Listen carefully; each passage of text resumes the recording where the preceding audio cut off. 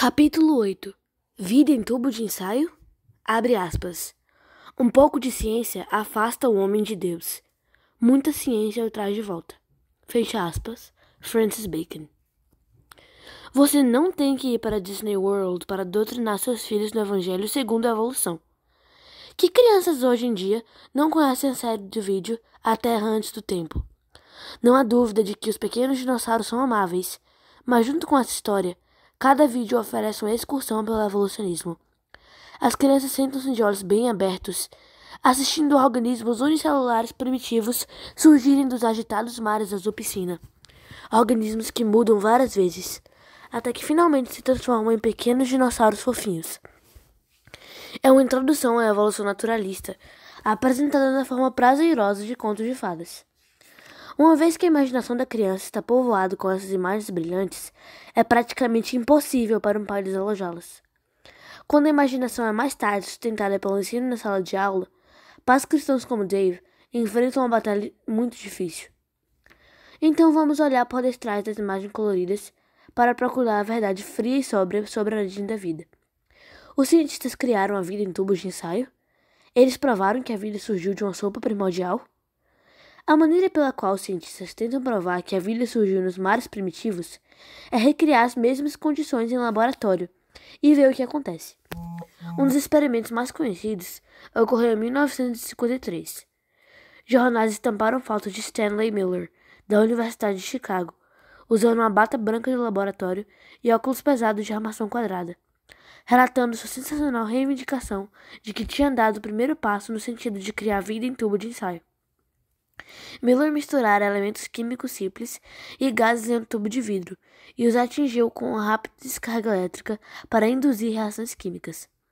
A ideia era estimular as condições da Terra primitiva e mostrar que elementos químicos simplesmente poderiam realmente ter reagido para criar as unidades básicas da vida.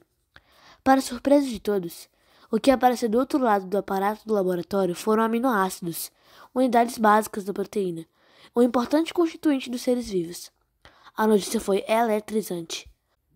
Poucas pessoas poderiam ousar sonhar que os elementos de uma célula viva pudessem ser produzidos em condições supostamente existentes na Terra primitiva. O sucesso de Miller pareceu provar uma evidência dramática da causa naturalista da origem da vida. O episódio teve efeito dominó, gerando uma série de experimentos similares, alguns usando fontes de calor como fonte de energia, ao invés da carga elétrica de Miller, outros usando luz ultravioleta para simular a luz do sol. A maioria dos experimentos teve sucesso em produzir aminoácidos, e os aminoácidos até se uniram em cadeias químicas, assemelhando-se a proteínas. Os resultados foram noticiados em manchetes, uma atrás da outra. O problema com toda essa atividade frenética é que ninguém está fazendo perguntas críticas sobre o que essas experiências realmente provam. O que se sabe comumente é que todas dão suporte à teoria de que a vida evoluiu espontaneamente de elementos químicos simples, em um charco primitivo, cerca de 4 bilhões de anos atrás. Mas foi assim mesmo? Vamos começar com os aminoácidos que resultaram do tubo de ensaio de Miller. A verdade é que eles diferem de maneira crítica daqueles encontrados em seres vivos. Os aminoácidos podem surgir de duas formas, que os cientistas chamam de canhota e destra. Os seres vivos são altamente seletivos, eles só usam a forma canhota. Mas quando Miller e seus colegas misturaram elementos químicos no laboratório, produziram ambos os tipos, uma mistura até meio a meio de canhotos e destros. De fato, isso é o que acontece toda vez que alguém mistura os elementos químicos aleatoriamente no laboratório. Não há nenhum processo natural que produza somente aminoácidos canhotos, e o tipo requerido por seres vivos. Tudo o que isso significa é que os aminoácidos formados no tubo de ensaio são inúteis para a vida. Esse é, apenas, o primeiro problema. O próximo passo para criar a vida é fazer com que os aminoácidos se unam e formem proteínas.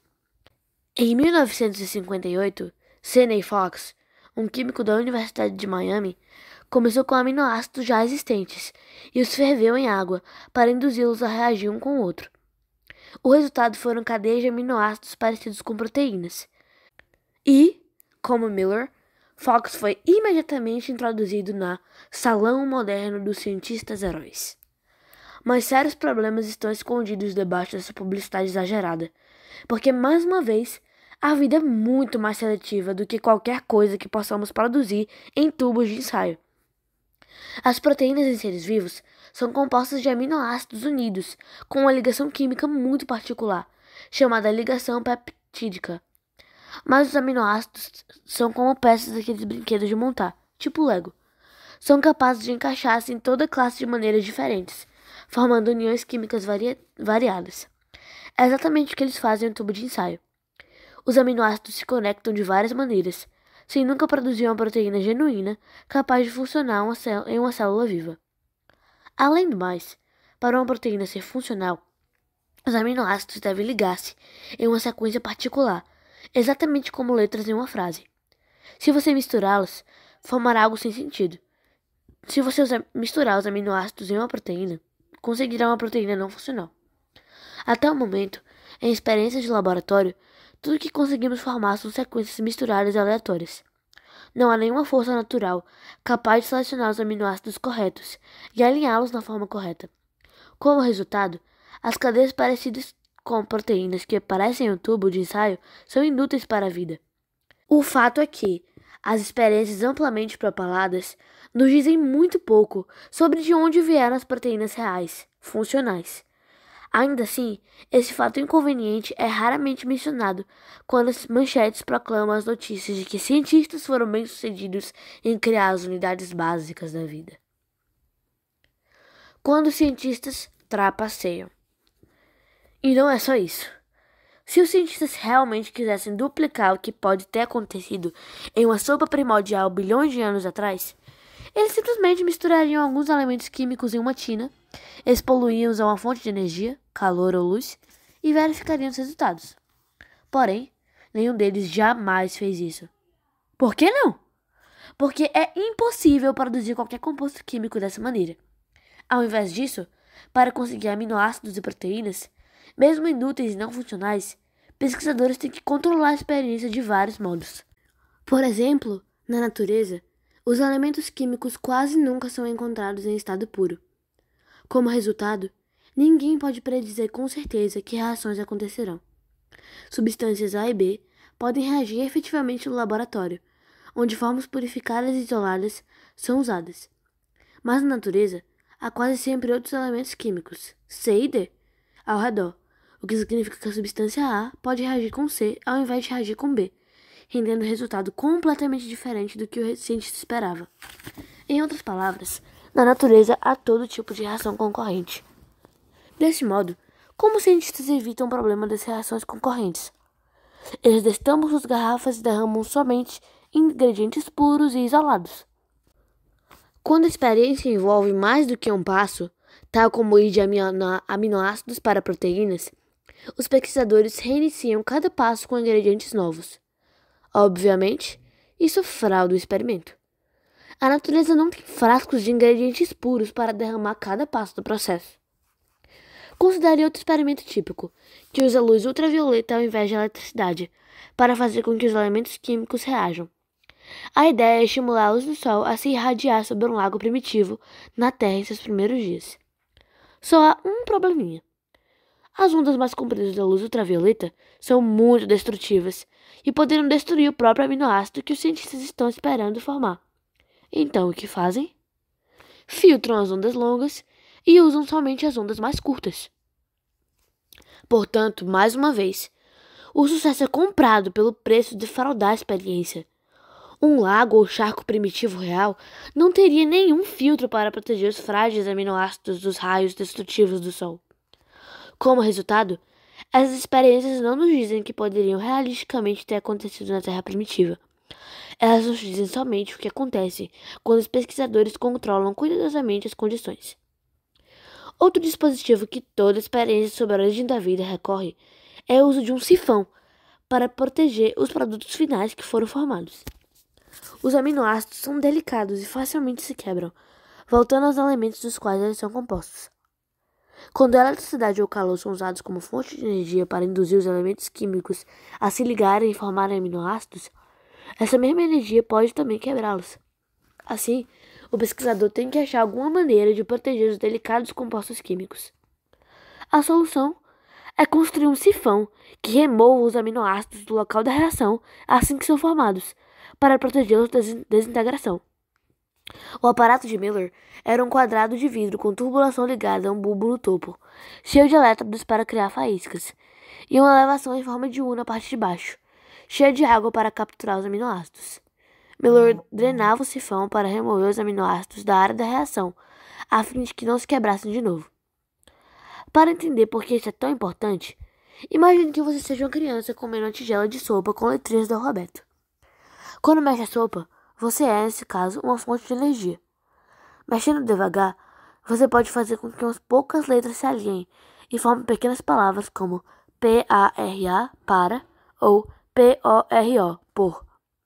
Mas ao continuar mexendo, sua colher vai rapidamente espalhar as letras de novo, ao menos que retire as palavras e as coloque cuidadosamente em um prato. É isso que o sifão faz. Ele pega os aminoácidos e os coloca cuidadosamente fora do perigo e os preserva. O problema é que, mais uma vez, a natureza não vem equipada com sifões convenientes para proteger as delicadas unidades básicas da vida. Quaisquer aminoácidos que podem formar de forma espontânea na natureza se desintegrariam com rapidez. Um sifão é absolutamente necessário para uma experiência, mas ele com certeza faz a experiência completamente irrelevante para confirmar qualquer teoria da origem da vida. Em todos os aspectos, as experiências que provocam tanta empolgação se mostraram artificiais.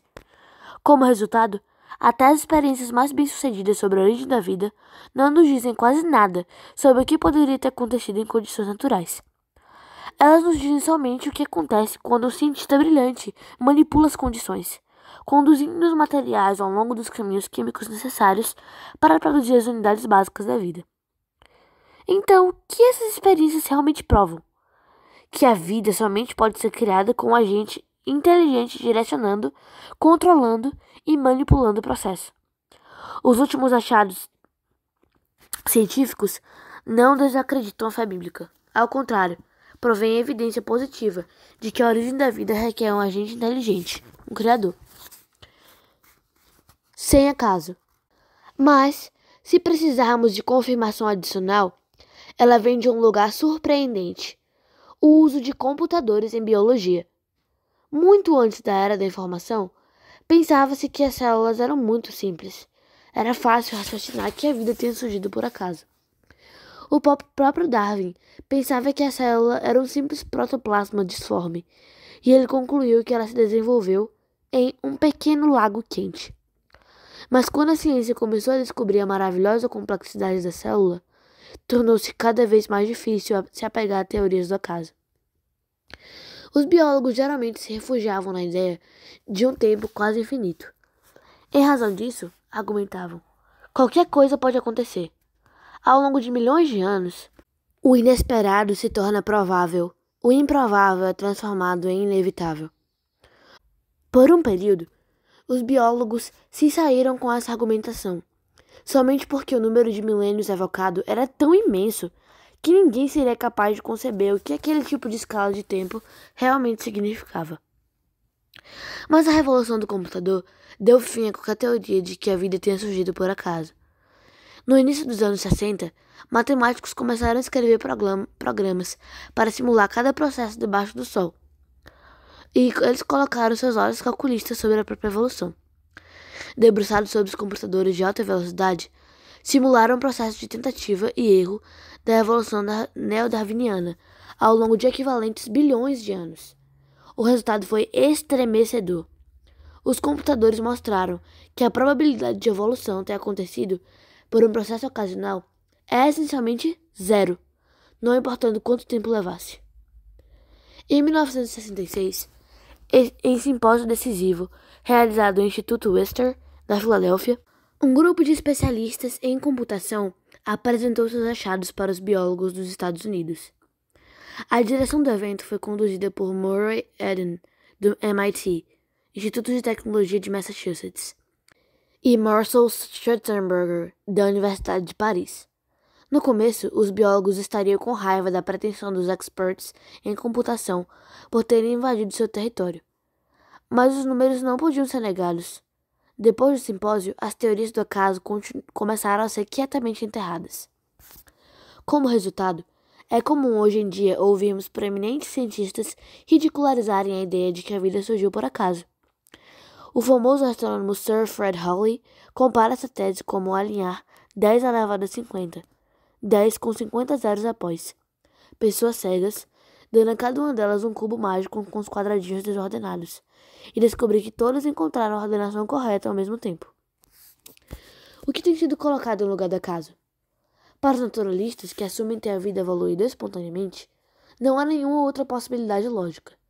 Se a vida não surgiu por processos ocasionais, então teria sido sobre a compulsão de forças da própria matéria.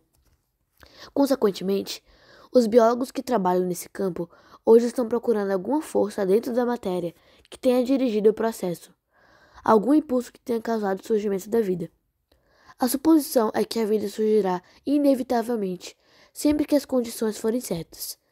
Um livro universitário largamente usado resume essa abordagem em seu título, Biochemical Predestination, predestinação bioquímica. Até o presente, porém, ainda não há nenhuma concordância sobre que forças na matéria estão aptas para essa tarefa. Dean Kenyon, da Universidade Estadual de São Francisco, um dos expoentes originais dessa doutrina, e o coautor do Biochemical Predestination, já repudiou desde então a sua própria teoria.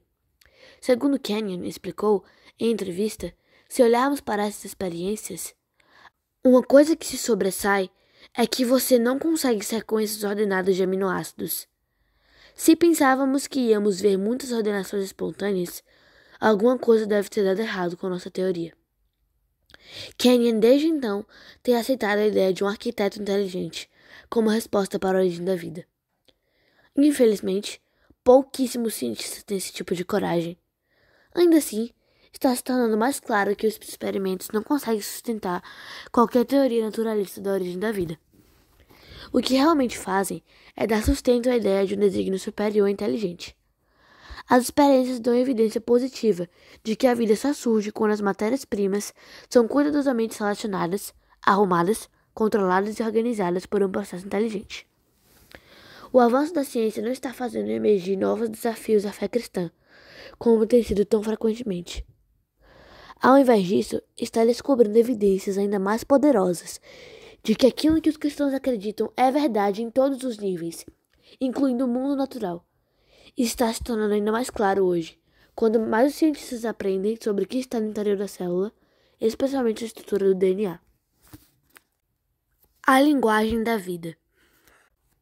Todos já ouvimos o termo DNA, graças a seu uso em casos jurídicos controversos, como o do julgamento de O.J. Simpson e o exame de paternidade da filha de Pelé, mas pouca gente realmente entende o que ele é. Definido em termos simples, o DNA é como uma linguagem no coração da célula, uma mensagem molecular, uma série de instruções dizendo à célula como construir proteínas, muito parecido com o software necessário para fazer o computador funcionar. Além disso, a quantidade de informação do DNA é impressionante. Uma única célula do corpo humano contém tanta informação quanto a Enciclopédia Britânica, todos os 33 volumes, 3 ou 4 vezes mais. Ainda assim, a questão da origem da vida deve ser redefinida agora como a questão da origem da informação biológica.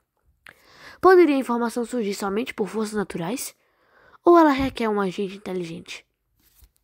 Os cientistas comprometidos com o naturalismo devem tentar construir uma explicação da vida baseada solidamente nas leis físico-químicas. Eles devem explicar a informação do DNA como um produto de processos naturais em trabalho nos elementos químicos que compõem os seres vivos. Lembre-se das palavras de Cathy para seu pai no Epcot. É tudo química. É tudo química. É verdade que o DNA é composto de elementos químicos ordinários, bases, açúcares, fosfatos, que reagem de acordo com as leis ordinárias. Mas o que faz o DNA funcionar como mensagem não são os elementos químicos entre si, mas sua sequência, seu padrão. Os elementos que agem como letras em uma mensagem, e elas têm que estar em uma ordem particular se a mensagem se propõe a ser inteligível. Se as letras são misturadas, o resultado fica sem sentido. Sendo assim, a questão crucial passa a ser se a sequência de letras químicas surgiu por causas naturais ou exigiu uma fonte inteligente. Seria isso produto de lei ou desígnio superior? Mais de 200 anos atrás, o clérigo inglês William Paley deu forma ao argumento clássico para a tese do desígnio superior, ao comparar um organismo vivo com um relógio. Ao achar um relógio na praia, ninguém diria: "Oh, olha o que a vento e as ondas produziram." Ao invés disso, instantaneamente reconheceríamos como tendo uma estrutura que só pode ter sido produzida por um agente inteligente. Da mesma forma, Paley argumentou, os seres vivos têm um tipo de estrutura que só pode ter sido produzida por um agente inteligente. O cientista naturalista insiste que a ideia de um agente inteligente não tem lugar na ciência. Mas a verdade é que muitos ramos da ciência já usam o conceito de inteligência e até inventaram testes para detectar o trabalho de um agente inteligente. Considere a ciência forense. Quando a política encontra um corpo, sua primeira pergunta é: essa morte foi resultado de causas naturais ou de uma infração, um ato intencional feito por um ser inteligente? Os patologistas fazem uma série de testes bastante diretos para chegar a uma resposta. Igualmente, quando arqueólogos descobrem uma rocha com forma diferenciada, perguntam se aquela forma é resultado de erosão ou se a rocha é uma ferramenta primitiva, deliberadamente cortada por algum caçador antigo. Mais uma vez, certos testes são usados para detectar se é produto de atividade inteligente. Quando uma página de letras misturadas é dada a criptógrafos, como eles determinam se ela é apenas uma sequência aleatória ou um código secreto? Quando sinais de rádio são detectados no espaço, como os astrônomos sabem se é uma mensagem de outra civilização? Há regras que podem ser aplicadas para determinar se as letras ou os sinais se encaixam em uma estrutura de linguagem. Por exemplo, em 1967, astrônomos foram surpreendidos ao descobrir pulsos de rádio vindos do espaço.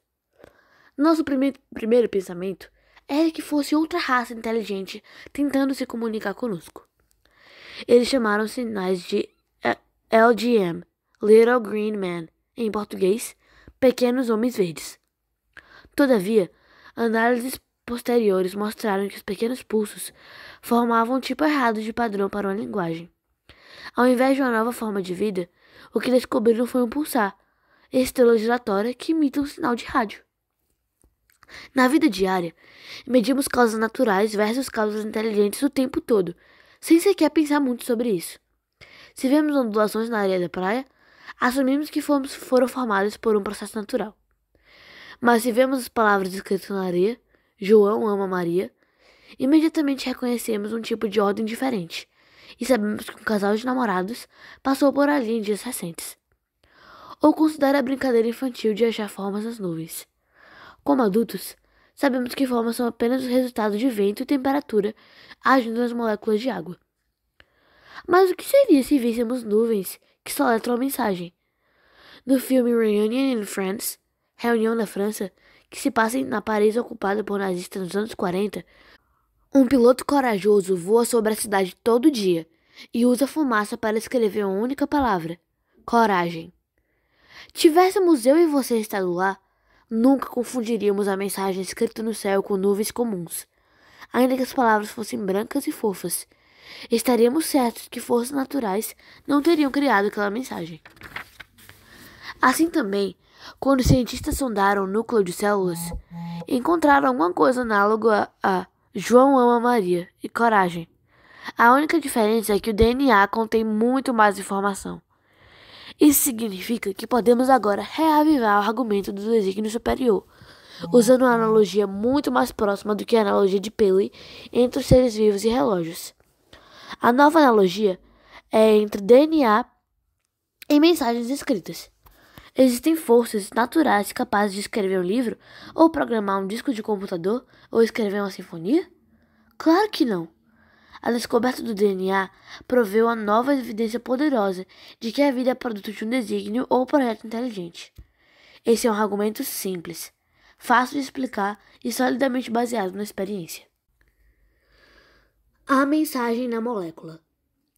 Uma vez que o DNA contém informação, A causa pode ser colocada ainda mais fortemente em termos da teoria da informação, um campo de pesquisa que investiga os caminhos pelos quais a informação é transmitida.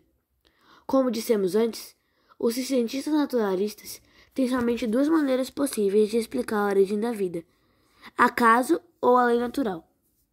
Mas a teoria da informação nos dá uma ferramenta poderosa para desconsiderar ambas as explicações, pois tanto acaso quanto lei nos leva a estruturas de baixo conteúdo de informação, enquanto o conteúdo de informação de DNA é muito elevado. Uma estrutura ou mensagem é considerada como de conteúdo de informação alto ou baixo, dependendo do número mínimo de instruções necessárias para lhe dizer como construí-la. Para ilustrar, uma sequência aleatória de letras tem baixo conteúdo de informação, porque só existem duas instruções. 1. Selecione uma letra do alfabeto português e escreva. E 2. Faça isso de novo. Selecione outra letra e escreva. Da mesma maneira, um padrão de letras regular, repetitivo, tem baixo conteúdo de informação. Usar seu computador para criar papel de embrulho de Natal existe somente poucas instruções. Digite FELIZNATAL, Feliz Natal, e 2. Faça isso de novo. Em contraste, se você quiser que seu computador imprima o poema A Noite Anterior ao Natal, deve especificar cada letra, uma por uma.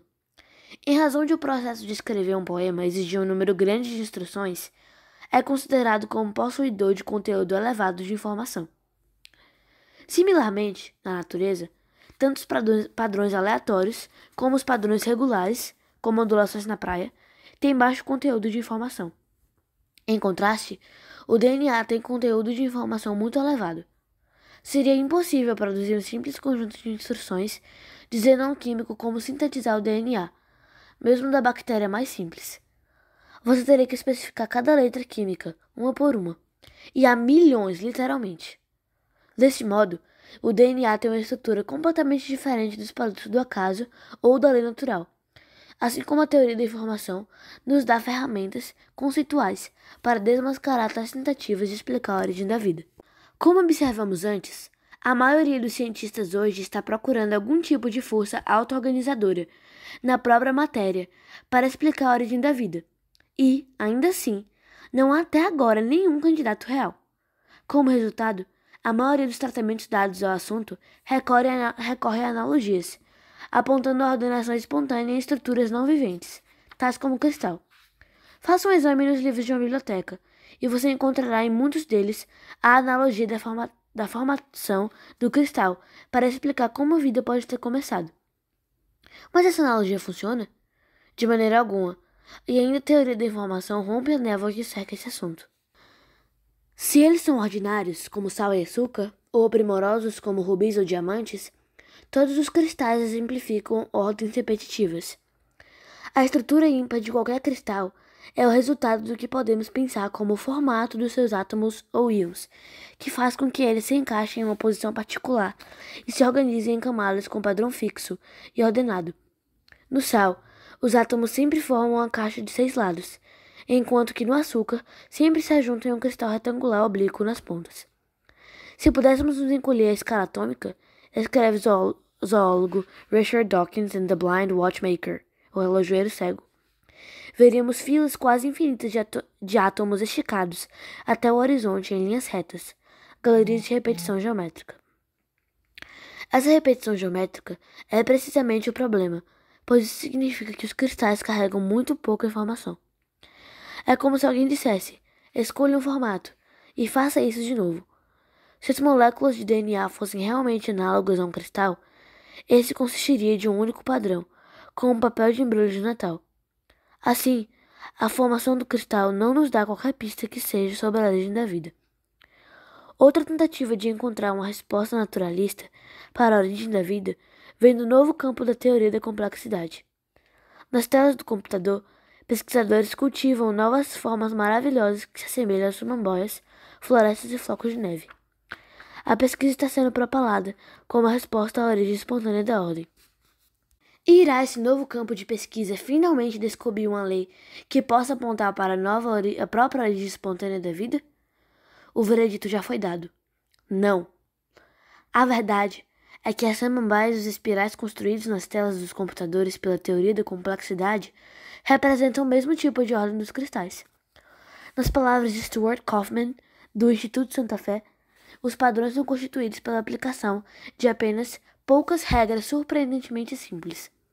Em outras palavras, como os cristais, essas estruturas podem ser especificadas com apenas poucas instruções, seguidas por faça isso de novo. A conclusão é que não há leis físicas capazes de criar uma estrutura como o DNA, com alto conteúdo de informação. Baseados tanto nos últimos conhecimentos científicos como na experiência ordinária, sabemos que somente uma causa seria apta a realizar tal tarefa: um agente inteligente. Apenas uma pessoa inteligente pode digitar a noite anterior a Natal, ou inventar um programa de computador ou compor uma peça musical. Somente um agente inteligente poderia criar a informação contida na molécula de DNA. Muitos cristãos estão nervosos sobre evocar Deus para responder a qualquer pergunta científica, mesmo a origem da vida. Temos medo de ser acusados de recorrer ao argumento do Deus dos espaços em branco, de usar Deus para cobrir nossa ignorância, e depois aparecer uma explicação natural que nos embarace. Esse temor é compreensível, dado o fato que os cristãos constantemente têm sido colocados na mesma categoria dos primitivos, que atribuíam trovão à ira dos deuses. Mas há momentos em que os cristãos têm o dever de virar a mesa sobre os críticos. Há momentos em que é realmente irracional acreditar uma explicação natural. Sabemos pela própria ciência que há algumas coisas que a natureza não pode fazer. Sabemos que nunca cumpriremos o sonho do alquimista de transformar quimicamente chumbo em ouro. Sabemos que um pai de uma espécie nunca dará luz a uma prole de outra espécie. Persistir em procurar leis naturais em tais casos é tão irracional quanto qualquer mito dos deuses do trovão. A ciência revela padrões consistentes que nos permitem fazer afirmações negativas sobre o que as forças naturais não podem fazer. A evidência empírica torna claro que as forças naturais não produzem estruturas com alto conteúdo de informação. Essa não é uma afirmação sobre nossa ignorância, um espaço em branco, no conhecimento que será preenchido mais tarde por uma explicação natural. Ao invés disso, é uma afirmação sobre o que sabemos, sobre nossa experiência consistente do caráter do processo natural. Hoje, apegar essa esperança de que algum processo natural seja encontrado para explicar o DNA é supremamente irracional. O processo ilusório que os naturalistas esperam encontrar teria que ser sem precedentes, legítimo em espécie de qualquer coisa que hoje saibamos. Com certeza, este é o argumento da ignorância. Quando o assunto é a origem da vida, a ciência está firmemente do lado da criação, em favor de um agente inteligente. Não temos nada a temer quanto ao processo da ciência. Pais como Dave têm respostas sólidas para dar aos seus adolescentes questionadores.